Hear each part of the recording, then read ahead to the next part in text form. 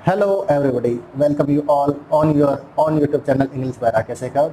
आज हम करने वाले हैं फ्लेमिंगो बुक का second chapter Lost spring by Anees Jung. And इस चैप्टर को दो पार्ट में डिस्ट्रीब्यूट किया गया है। First is sometimes we find rupee in a garbage story and second I want to drive a car. Story अलग अलग है, कैरेक्टर अलग अलग है, लेकिन थीम कॉमन है।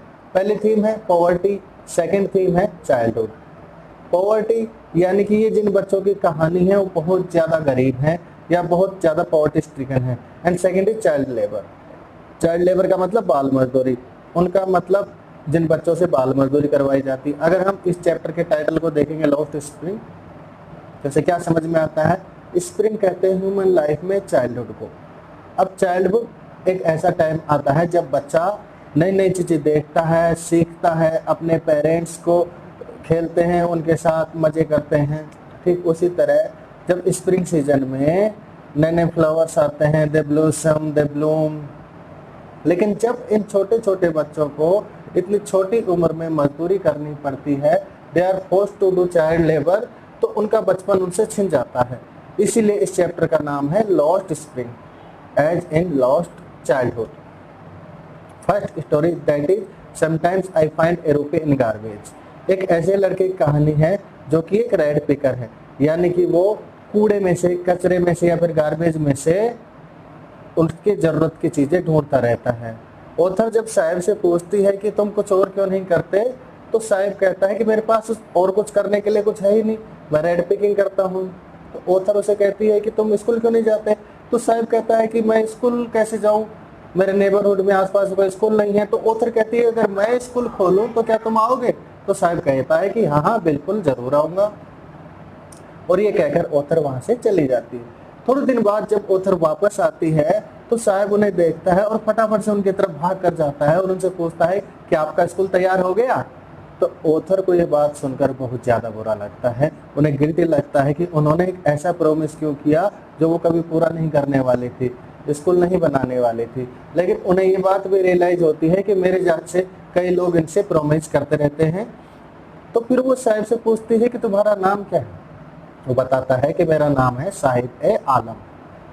अब ऑथर सोचती है कि अगर इस बच्चे को अपने नाम का मतलब पता होता तो शायद इसे ये बात समझ में आती कि वैसी लाइफ तो ये जी नहीं रहा, क्योंकि साहिब आलम का मतलब होता है लॉर्ड ऑफ द यूनिवर्स।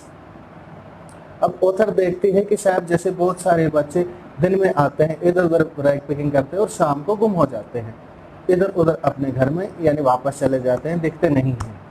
अब ऐसे ही वो बच्चे से बात कर रही होती है और उनसे पूछती है, तो उन्होंने पूछती है कि आप चप्पल क्यों नहीं पहनते? तो उसमें से एक बच्चा कहता है कि मेरे मदर लेके नहीं आई मेरे लिए। वही दूसरा बच्चा कहता है कि अगर लेके भी आती तो it's a tradition to remain barefoot, नंगे पैर रहना हमारे ट्रेडिशन है। अब ये बच्चे इतने मासूम होते हैं, अपनी उस पॉवर्टी को जस्टिफाई करने की कोशिश करते हैं इन सिली एग्जाम्पल से या इन सिली बातों से कि ये ट्रेडिशन है बेयरफुट रहने का, जबकि ऑथर को पता होती है बात कि बहुत गरीब हैं, अफोर्ड नहीं कर सकते हैं। तो ये बात सुन के उनको एक इंसिडेंट याद आ जाता है जो एक बार उन्होंने बताया था कि किस तरह से एक यंग बॉय था, वो रोज प्रे करता था कि उसको शूज मिल जाए पहनने के लिए, उसको वो उनका ध्यान रखेगा, उनको साफ रखेगा, उनसे दूर नहीं जाएगा, बहुत ज्यादा वो एक चाहता था कि मिल जाए, और फाइनली उसको शूज मिल भी जाते हैं। और अब उस जगह पे जहाँ वो रहता है सारे बच्चों के पास शूज हैं चप्पल से पहनने के लिए, क्योंकि उनकी एकदम से विश पूरी हो जाती है।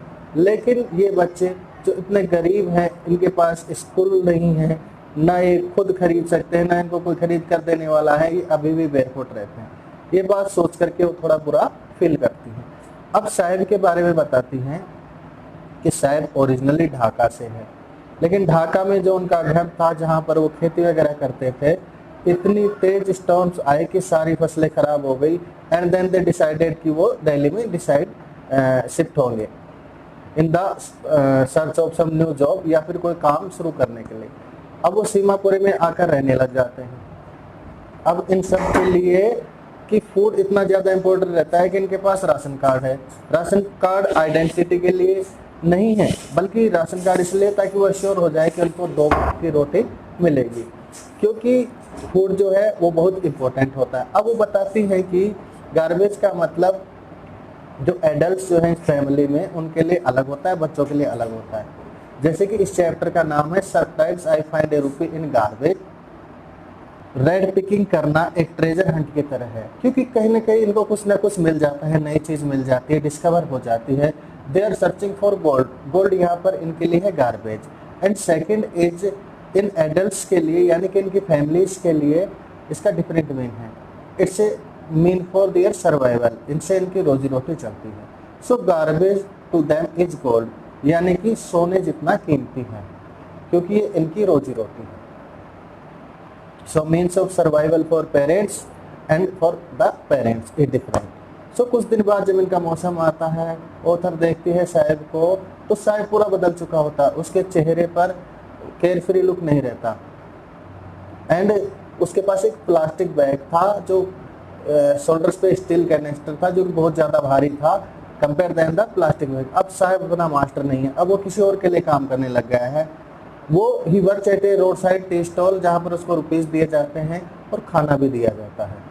लेकिन अब साहिब अपनी खुद का मास्टर नहीं रहा, अब वो किसी और के लिए काम करने लग गया। इसलिए उसके चेहरे पर वो बचपना, वो मासूमियत और वो केयर फ्री लुक नहीं आता है। साहिब का बचपन यहाँ छिन जाता है। So this was the story sometimes I find a rupee in the garbage and I want to drive a car. Story है मुकेश की, जिसकी फैमिली बैंगल मेकिंग में बहुत सारे सालों से इंडल्ज हैं। वो फिरोजाबाद में काम करते हैं और उनकी फैमिली में बैंगल मेकिंग के अलावा कोई और काम किसी ने नहीं सीखा। वो सिर्फ और सिर्फ बैंगल मेकिंग जानते हैं और उसी से अपना गुजारा किसी न किसी तरह से चलाते हैं। अब बैंगल मेकिंग की वजह से ये लोग बहुत ही ज़्यादा एक्सट्रीम कंडीशंस के अंदर हैं।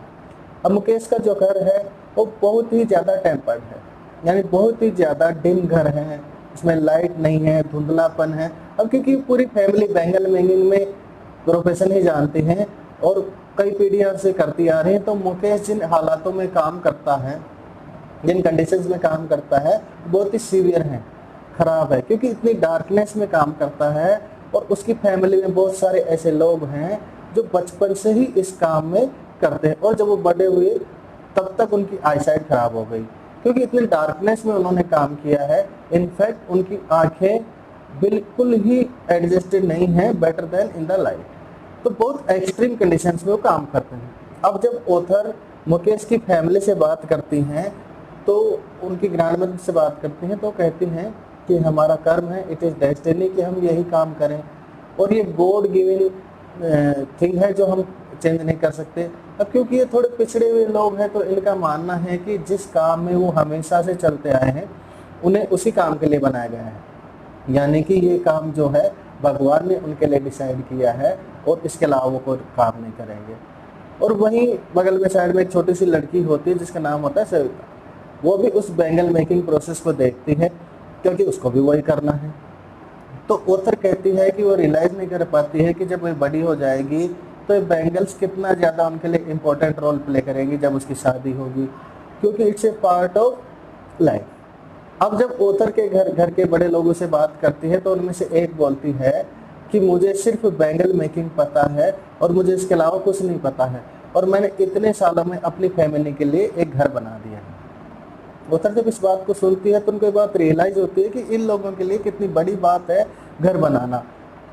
कैसे इस बात को बोल रहे हैं, कितनी बड़ी अचीवमेंट कर ली उन्होंने, और अगर वो इस तरीके से बोल रहे हैं तो इसका मतलब ये है कि ना जाने कितने ऐसे लोग होंगे जिनके पास घर नहीं होगा। तो ऑथर इनसे पूछती है कि ये लोग अपने आप को एक ग्रुप या ऑर्गेनाइजेशन में फॉर्म क्यों नहीं करते। ये बोलते हैं कि अगर हम करेंगे भी तो इतने बड़े बड़े लोग हैं, जैसे पुलिस हो गए, मिडिलमैन हो गए, ये हमें ऐसा करना नहीं देंगे, हमें भगा देंगे या हमें क्रिमिनल मानकर जेल के अंदर डाल देंगे, इसीलिए हम ऑर्गेनाइज नहीं कर पाते। बट एक्चुअल रीजन ये होता है कि उनके अंदर कोई लीडर नहीं होता, कोई ये स्टेप फॉरवर्ड नहीं लेता कि हम बैंगल मेकिंग के अलावा और कुछ और भी कर सकते हैं। हम बैंगल मेकिंग भी कर रहे हैं तो हम उसको एक बड़े लेवल पर ऑर्गेनाइज करके काम करें। वो ये सब नहीं सोच पाते हैं क्योंकि उनके पास सिर्फ और सिर्फ बैंगल मेकिंग का काम था और उनके लिए 2 वक्त की रोटी खाना और एक घर में रहना ही बहुत था, क्योंकि उनको ऐसा लगता था कि गॉड गिवन चीज़ है जो तोड़ी नहीं जा सकती है, यानी कि ये भगवान ने ऐसा लिखा है तो ये ऐसा ही करेंगे। लेकिन मुकेश कहता है कि मुझे मोटर मैकेनिक बनना है और जब भी मुझे मौका मिलेगा मैं जाऊंगा, गैरेज में काम करना सीखूंगा और एक मोटर मैकेनिक बन जाऊंगा। और ये वाली स्टोरी यहाँ पर खत्म हो जाती है। तो ऑथर कहती हैं कि इन दोनों की लाइफ चाहे डिफरेंट ही क्यों ना हो, लेकिन है एक ही चीज पर बेस्ड, पॉवर्टी पे और चाइल्ड लेबर पे। अब हम इस पे जो क्वेश्चंस आते हैं वो रिलेटेड आते हैं साहिब के और मुकेश से रिलेटेड, कि साहिब और मुकेश दोनों की जो फाइनेंशियल कंडीशन सेम थी, लेकिन फिर भी उनमें डिफरेंस क्या था। तो आप लिखेंगे कि साहिब ने गिव अप कर दिया था।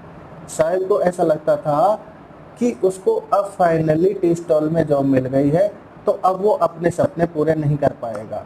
अगर मुकेश की बात करें तो मुकेश इतनी सारी एडवर्स कंडीशन में भी जहां वो काम करता था, उसकी फैमिली जो कि मानने को तैयार नहीं थी कि हम कोई और काम भी कर सकते हैं, फिर भी उसने ये नहीं सोचा कि मैं ऐसा ही रहूंगा।